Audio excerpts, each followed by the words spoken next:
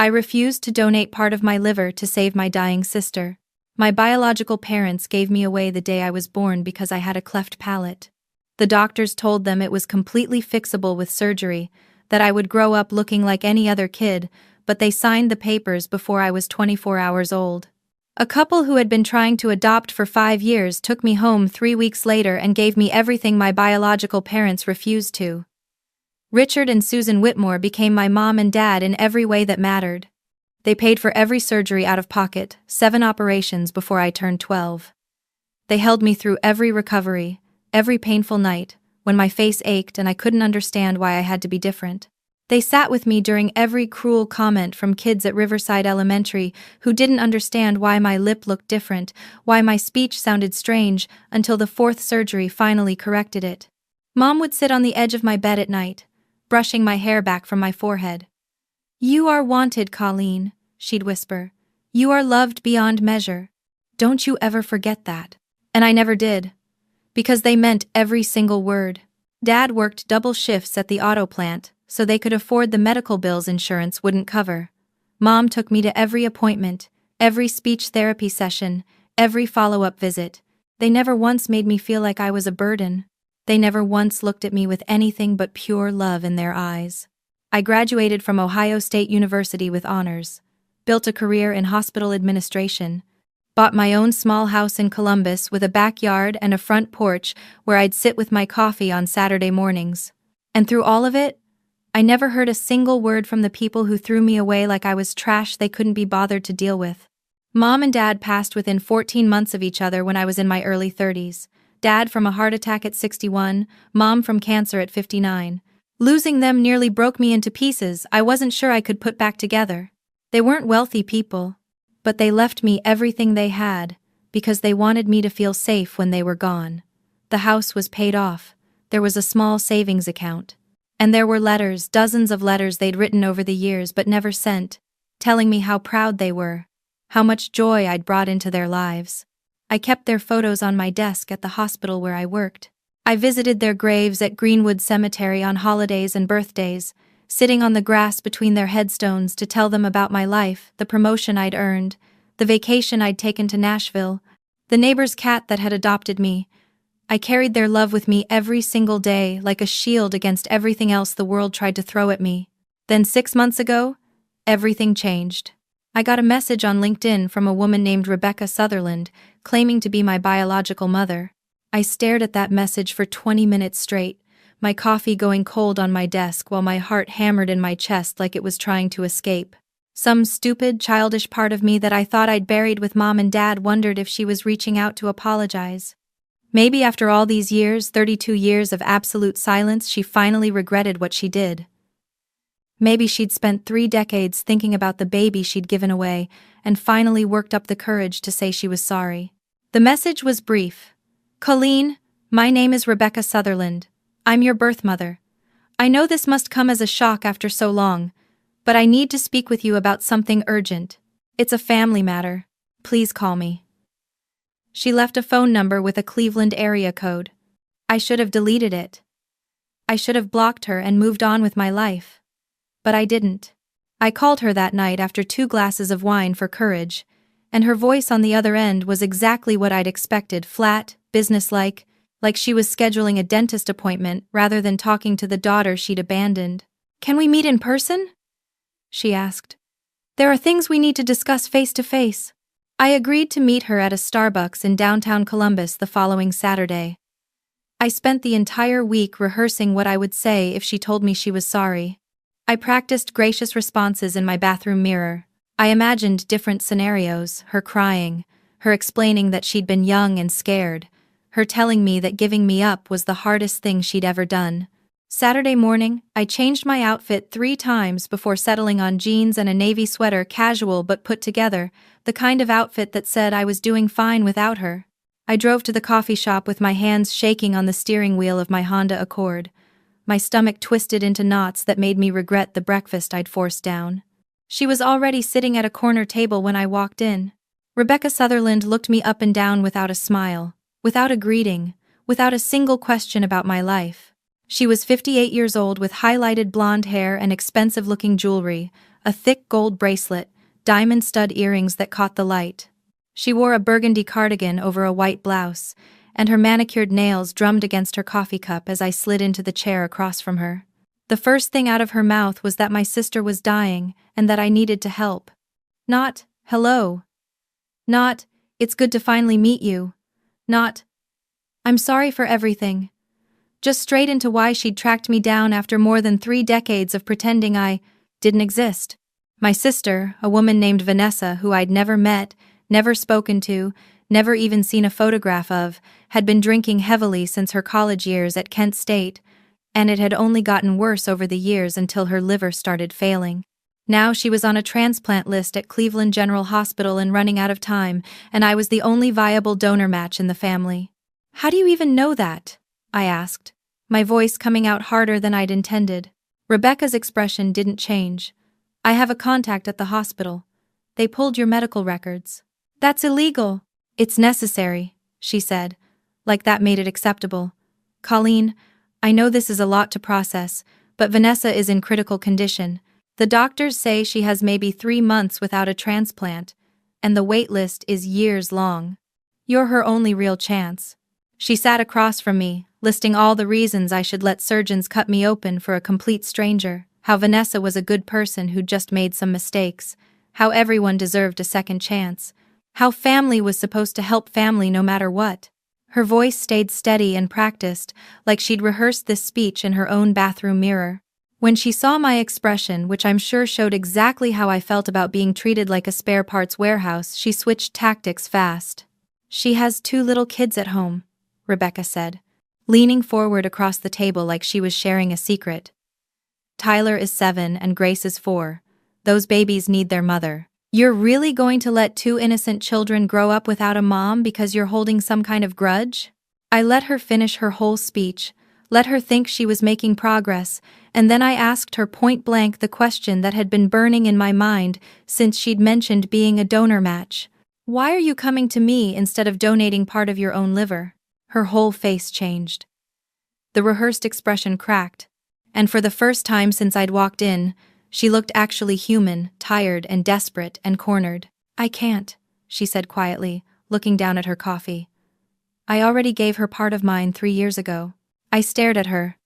The noise of the coffee shop, the hissing espresso machine, the conversations around us, the acoustic music playing through the speakers, all of it faded into white noise in my ears. She had donated a piece of her liver to save Vanessa once before.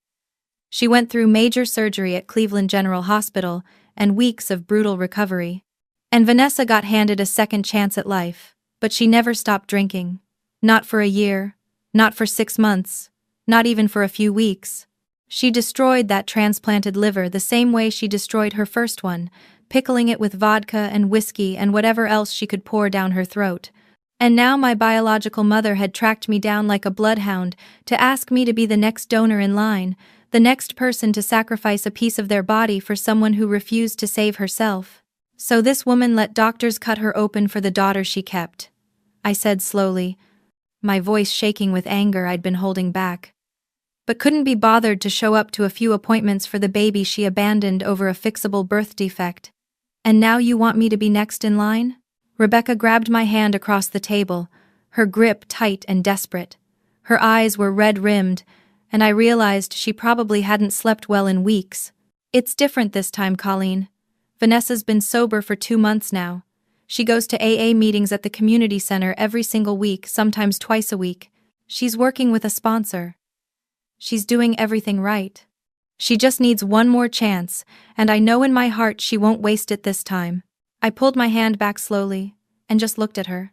You knew in your heart 3 years ago, too.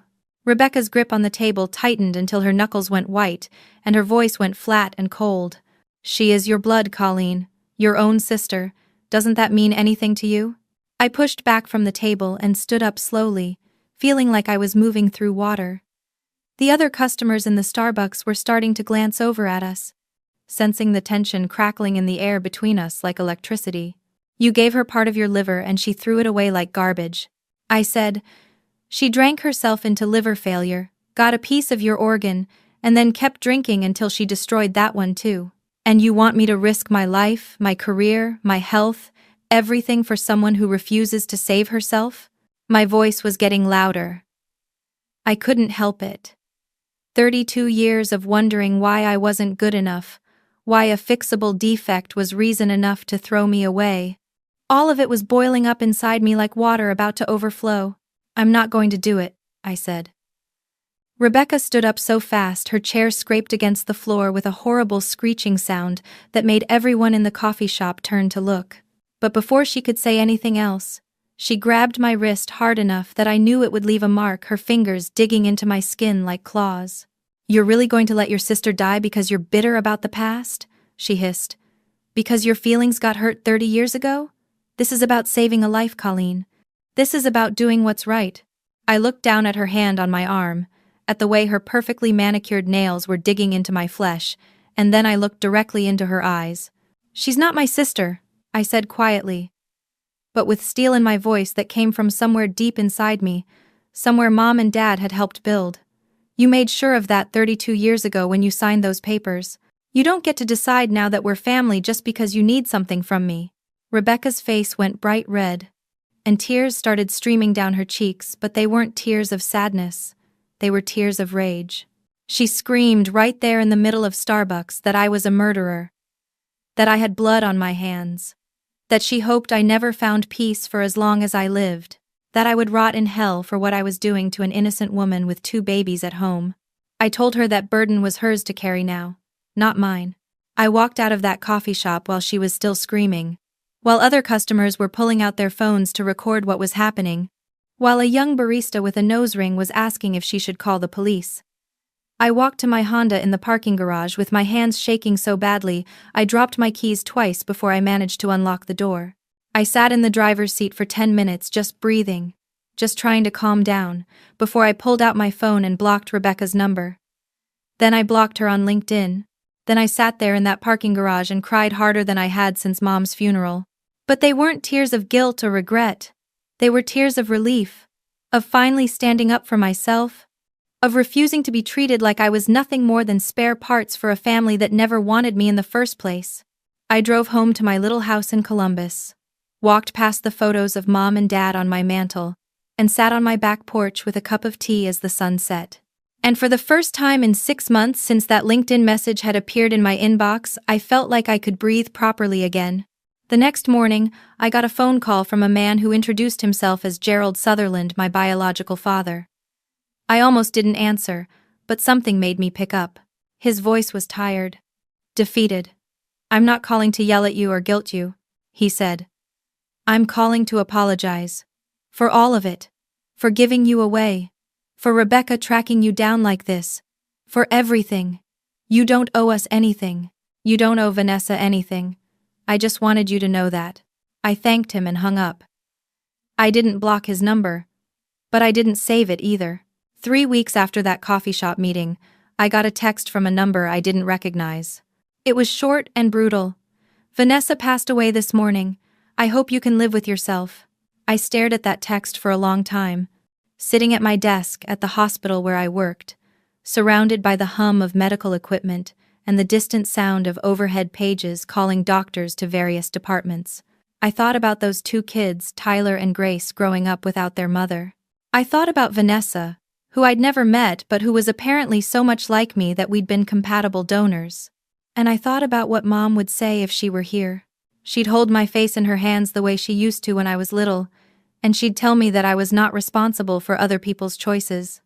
That Vanessa made her decisions every single day when she picked up a bottle instead of calling her sponsor. That Rebecca made her choice 32 years ago when she looked at a baby with a cleft palate and decided it was too much trouble to deal with.